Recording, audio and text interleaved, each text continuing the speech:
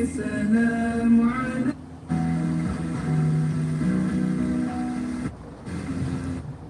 shadow economy sector that they can go to. I don't have the data.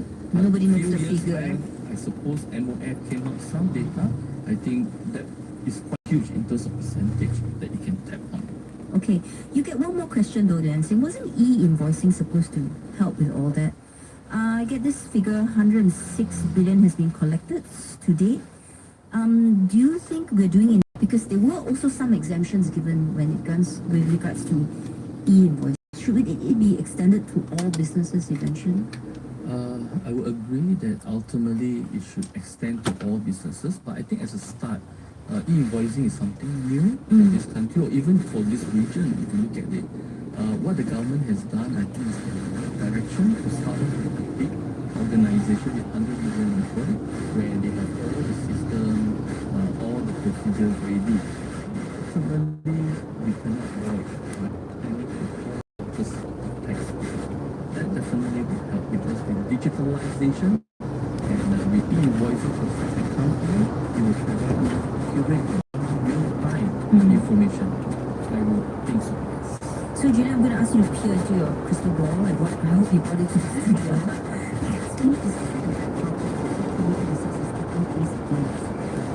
challenging is working with you?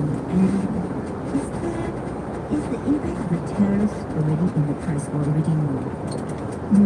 So, okay, we take a step back, look at 2025. It wasn't as bad as feared. No.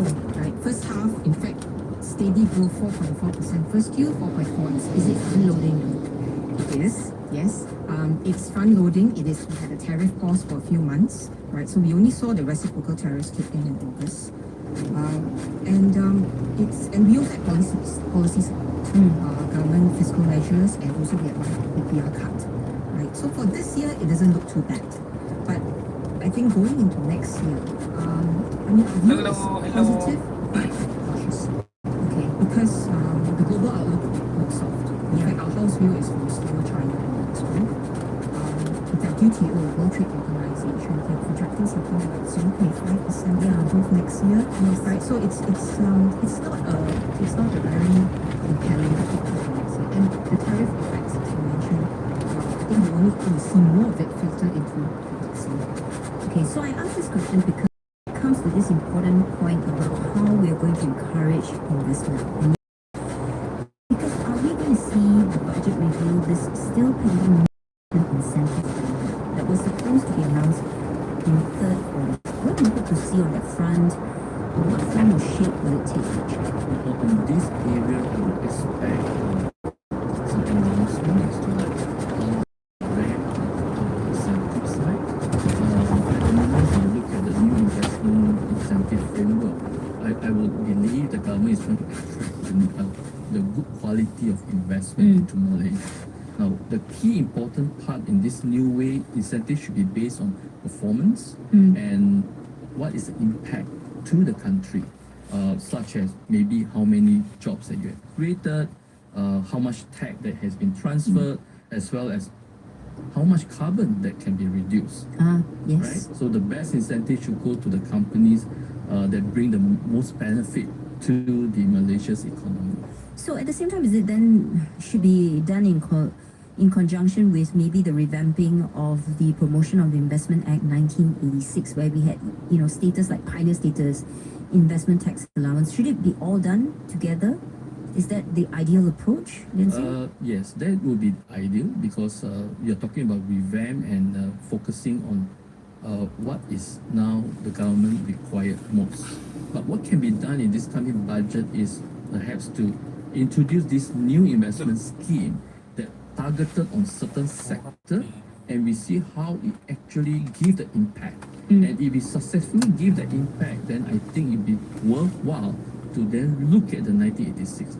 While we want to attract investment from overseas, but not forgetting our local investors DDI, as well. right? Exactly. That is also equally important. So, Julia, I'm going to ask your perspective on this, because FDI, we saw record numbers for the last few years, right? Tokyo Afro announcing, wow, billions of dollars. Are you worried that the FDI will trickle off? Because we have been a beneficiary of this plus one strategy. And with 90% tariff step numbers, will this FDI slowly trickle away? And it doesn't help because even then DDI trickles down because local companies get uncertain and then they decide I'm not going to reinvest. Right. When you look at this ASEAN, it's actually very compelling.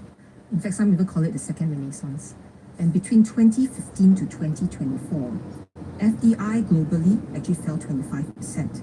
Into ASEAN, it grew 89%. Wow.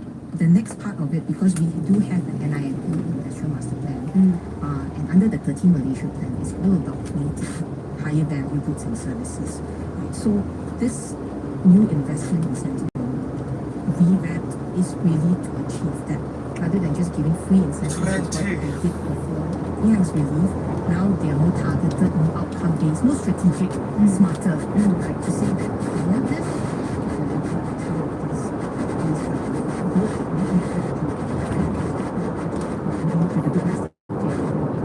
growing local talent, right, and creating the high-value goods that are made by Malaysia. Okay, so maybe some good news. Joining us on Breakfast Grill this morning is Julia Goh, Senior Economist at IOB and Sulian Tax at KPMG. After the break, we're going to wish lists for budget 2026. BFM 89.9. You're listening to the BFM Breakfast Grill with U-Mobile. Introducing U-Mobile's Ultra 5G. The next generation of 5G is here. Say hello to U-Mobile's Ultra 5G. From SMEs to large corporations, Ultra 5G brings enterprise-grade performance. Ultra 5G.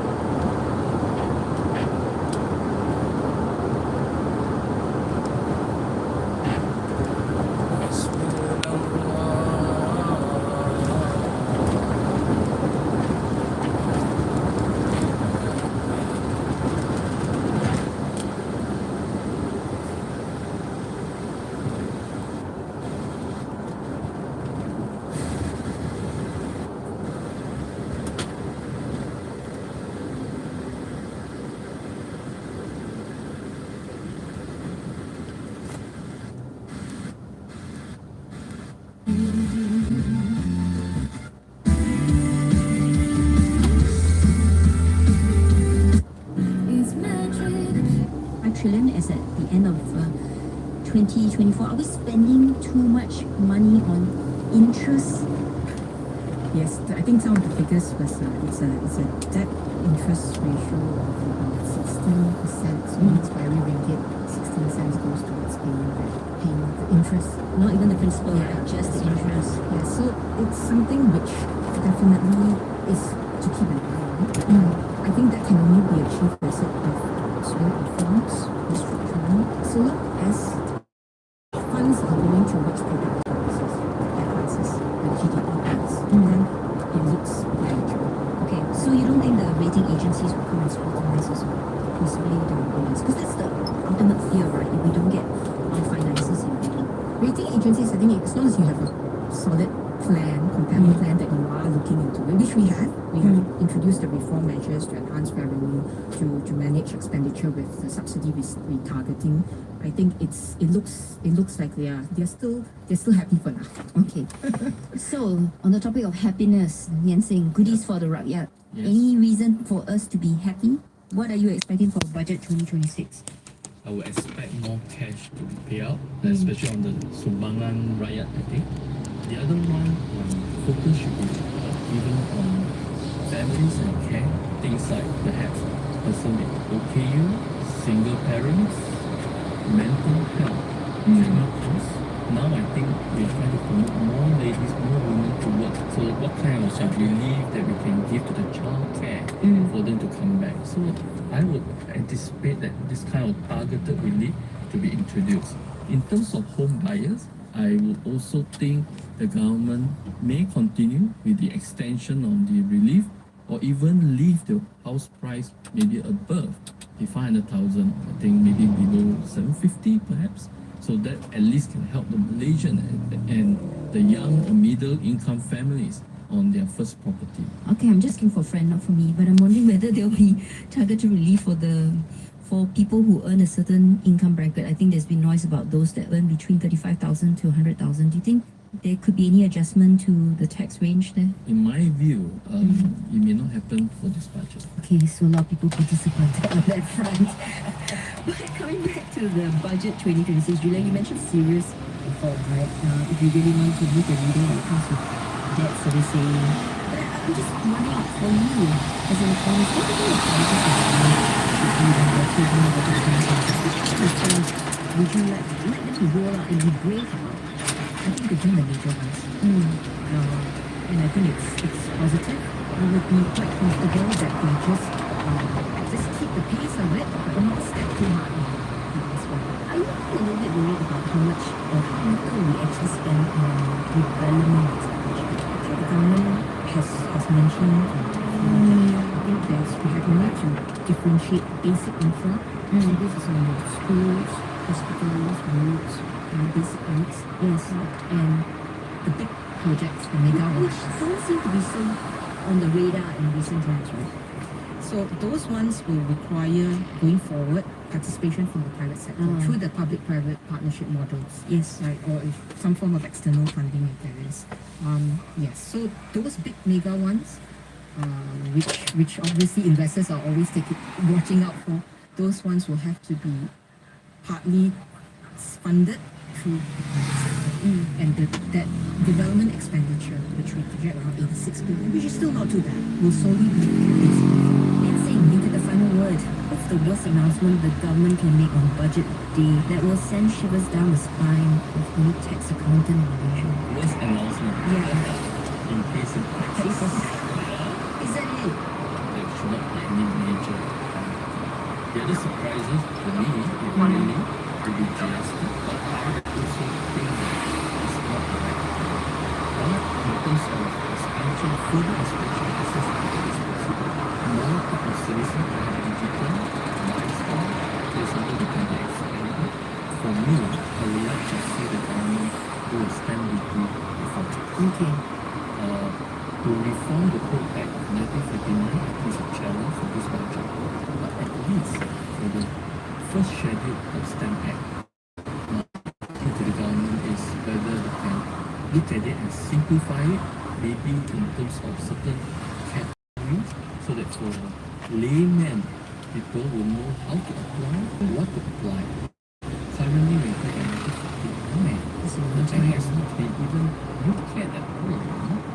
The other one, I would anticipate the government to continue to support SMEs, right? Obviously, I to look at the tax bracket of the SME, the tier 1 and 2. Really hope they can consider reduction at least 1 or 2 points. If you want to encourage more businesses into a capital market, for example, then perhaps to special tax rate for this SME that venture into the capital market, into the IPO, so that you know to go smoothly. The other part is we want the Malaysia company to go outside Malaysia. Yeah. Beyond these what kind of borders, right? incentive that we can actually promote that? Perhaps double deduction for some of these overseas expenses. That would be good to have. When you talk about micro enterprise, and I think there is some initiative to exempt the auditor accounts below certain level of revenue. If that's so, then the government can consider to simplify it. Example, presumptive tax. Just apply a certain small rate over a revenue. And the government has come up with so many initiatives, and we want to promote the company to comply with the law and rule. We really hope the government can consider either lifting or increase the capping of tax deduction, the tax professional fees and secretarial fees. That one, you can see, personal plug there. Not really. On that note, thank you for your time. On the Breakfast Grill this morning was Julia Goh, Senior Economist at UOB, and Solian Singh, Head of Tax at KPMG. I'm Wong Xiaoning, BFM 89.9. That was the BFM Breakfast Grill, powered by U Mobile. Introducing U Mobile's Ultra 5G, the next generation network for Malaysia.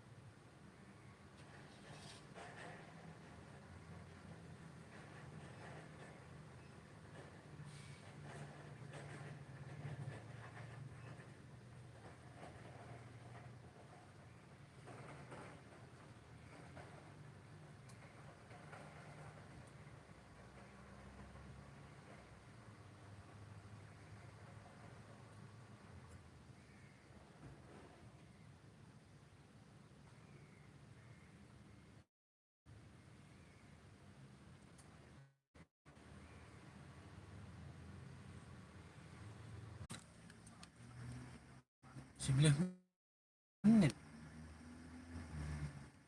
Oh.